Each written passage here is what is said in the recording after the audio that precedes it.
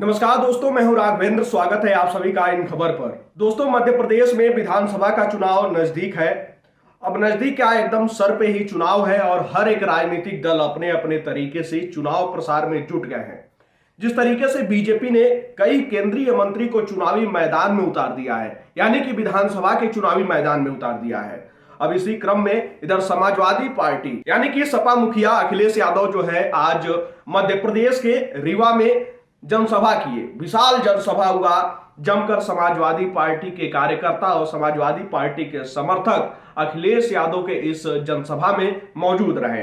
आपको बता दूं कि रीवा जो है वो मध्य प्रदेश का जिला है और ये रीवा जो है उत्तर प्रदेश से सटा हुआ ही है। प्रयागराज से लगभग 120 किलोमीटर की दूरी पर आ जाता है। सबसे खास बात यह है कि यहां पर अखिलेश यादव जमकर जो है बीजेपी पर निशाना साधे। कह रहे हैं कि लाडली योजना, महिला आरक्षण बिल और तमाम ये योजनाएं आ रही हैं। जो है केंद्र में भी बीजेपी की सरकार है और प्रदेश में भी बीजेपी की सरकार है, लेकिन ये कहां तक उचित है? आप जो है केंद्रीय मंत्रियों को उतार रहे हैं। आप कह रहे हैं कि 33% हम पिछड़े और आदिवासी महिलाओं को सम्मान देंगे। आप कौन सा सम्मान दे रहे हैं? अखिलेश यादव जमकर भड़क रहे हैं बीजेपी पर। वहीं आपको बता दूं कि अखिलेश यादव ने यह भी कहा कि जिस तरीके की राजनीति अभी चल रही है, मध्य प्रदेश में समाजवादी विचारधारा की जरूरत है। एक समय था जब नेताजी ने जो है मध्य प्रदेश में समाजवादियों को चुनाव लड़ाया था और अच्छा खासा प्रदर्शन भी रहा। वहीं पिछले चुनाव का जिक्र करते हुए वो कहते हैं कि पिछले साल भी समाजवादी पार्टी ने चुनाव लड़ा था, हमारा एक विधायक भी चुना गया और कई ऐसी सीटें थी जहां पे समाजवादी पार्टी के कैंडिडेट ने बहुत ही अच्छा और मजबूती से चुनाव लड़ा था। जरा आप भी सुने कि अखिलेश यादव क्या कुछ कह रहे हैं।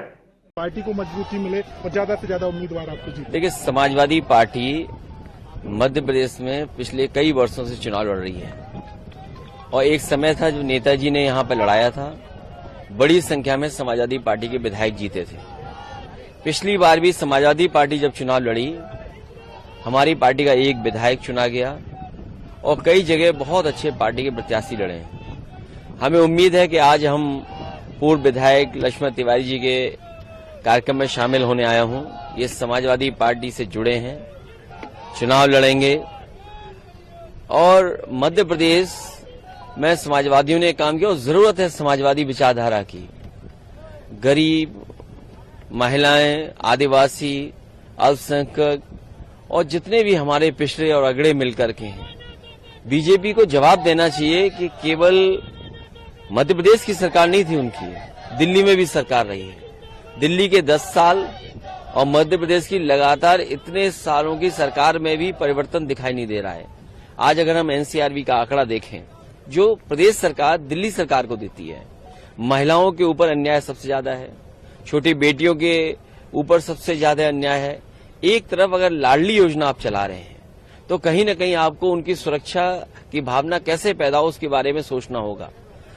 बड़े पैमाने पे बेरोजगारी बढ़ी है और लगातार बेरोजगार बढ़ रहे हैं, आंकड़ों में भी, जमीनी हकीकत में भी। तो जब महंगाई बढ़ जाए, बेरोजगारी बढ़ जाए, अन्याय बढ़ जाए, तो इसके विकल्प देने के लिए समाजवादी लोग हैं और जनता के बीच में रहेंगे। हमें उम्मीद है कि समाजवादी पार्टी इस बार सीटें ज्यादा जीतेगी। इंडिया गठबंधन के साथ, जो गठबंधन के साथ आप चुनाव मैदान में उतरेंगे मध्य प्रदेश में, इंडिविजुअली अकेली ही पार्टी आपकी लड़ेगी? चुनाव तो जब कभी होगा तो चिन्ह पे साइकिल पर ही होगा और वोट साइकिल पे ही मांगा जाएगा।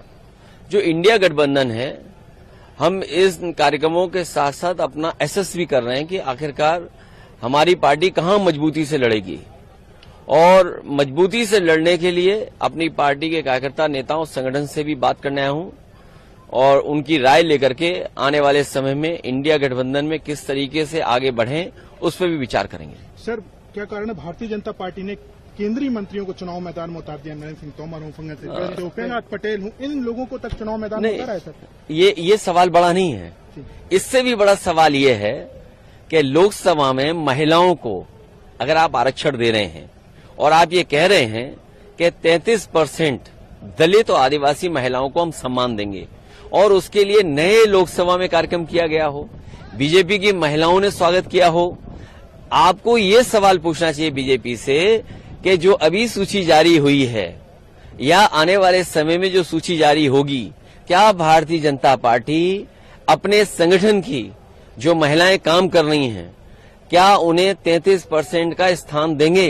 33% का स्थान अगर नहीं दे रहे हैं तो जो बिल लोकसभा में आप लेकर के आए हैं नई लोकसभा में, वो माताओं बहनों के साथ बहुत बड़ा धोखा है, क्योंकि ये बिल लागू नहीं होने वाला है। कम से कम बीजेपी अपने आचरण से, अपने जो टिकट वितरण हो रहा है उस प्रणाली से कम 33% महिलाओं को देकर के तो दिखाए। उज्जैन में सर 12 साल की बच्ची है करीब, उसके साथ रेप हुआ, जघन्य अपराध हुआ ये माइनर के साथ। सर देखिए 12 साल या माइनर के साथ अगर एनसीआरबी के आंकड़े देखोगे तो मध्य प्रदेश का स्थान बहुत से प्रदेशों से ऊपर दिखाई दे रहा है, और यहाँ तो महिलाओं के साथ और बेटियों के साथ सबसे ज्यादा इस तरह के अपराध हुए हैं। सर प्रधानमंत्री जी आए, उन्होंने सनातन को बोला कि इंडी गठबंधन सनातन खत्म करना चाहते हैं। सर देखिए बीजेपी तो ये भी नहीं बता पा रही है कि सनातन क्या है। बीजेपी पहले ये तो बताए सनातन धर्म। लक्ष्मण तिवारी जी यहाँ खड़े हैं, पटेल जी खड़े हैं, हम खड़े हैं, क्या हम सनातनी नहीं है? बीजेपी ये समझती है कि बीजेपी को जो वोट दे रहा है वो सनातनी है, और जो बीजेपी को वोट नहीं दे रहा वो सनातनी नहीं है। तो इसलिए ये बहस मत छेड़िए, इस बहस में हम बहुत लड़ चुके हैं यूपी में। ठीक है, थैंक यू। धन्यवाद। तो सुना आपने अखिलेश यादव क्या कुछ कह रहे हैं, किस तरीके से बीजेपी को घेरते हुए नजर आ रहे हैं। वहीं आपको बता दूं कि अब यहां पे मेन लड़ाई जो है, मुख्य लड़ाई जो है बीजेपी और कांग्रेस के बीच में है, और कांग्रेस तो इंडिया गठबंधन का ही हिस्सा है, यानी कि समाजवादी पार्टी। भाई अब ये लोग जो है एक ही घर के हैं। यहां पे जब ये सवाल पूछा गया कि इसका प्रभाव क्या पड़ेगा कांग्रेस पर, क्योंकि समाजवादी पार्टी अगर उतनी ही मजबूती से चुनाव लड़ेगी तो कांग्रेस के वोट बैंक पर भी थोड़ा बहुत असर तो पड़ेगा ही, जहां जहां पे मजबूत है समाजवादी पार्टी, समाजवादी विचारधारा। अखिलेश यादव यहां भी इस बात का जिक्र करते आए, आगामी चुनाव को भी देखते हुए, लोकसभा को भी देखते हुए, कि इस पर हम लोग बैठ कर जो है बातचीत करेंगे सीटों के बंटवारे को लेकर। वहीं चुनाव का सिंबल क्या होगा, इस पर उन्होंने ये भी कहा कि साइकिल ही चुनाव का सिंबल होगा। तो अब देखिए अखिलेश यादव तो अपने तरीके से मध्य प्रदेश में अब जनसभा करना शुरू कर दिए हैं। इसकी शुरुआत आज से हो गई है, चुनावी बिगुल फूंक चुके हैं। अब देखना होगा कि जब चुनाव होगा और उसका परिणाम आएगा तो समाजवादी पार्टी मध्य प्रदेश में क्या कुछ कमाल कर पाती है। फिलहाल इस पर आप सबकी क्या राय है, आप अपनी राय कमेंट बॉक्स में जरूर बताइएगा।